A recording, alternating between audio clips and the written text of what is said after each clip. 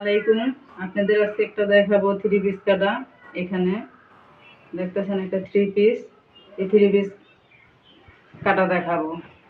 এখানে যে জোড়া আছে সেলাই করা আছে, ইচ্ছা করলে আপনারা এই যে দেখেন সেলাই করাটা ছুটেও নিতে পারেন, আর এইভাবেও রাখতে পারেন। এই যে হাতার কাপড় আলাদা দেওয়া আছে, এখানে আমি হাতার কাপড়টা আলাদা করে নিতেছি। এই যে এখানে দেখেন মার্জিন করা আছে, আমি বরাবর কাইটা নিতেছি।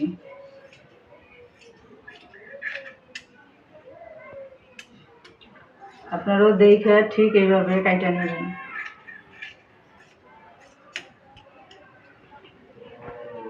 তারপরে এখানেও এই যে মার্জিন করা আছে, এখানে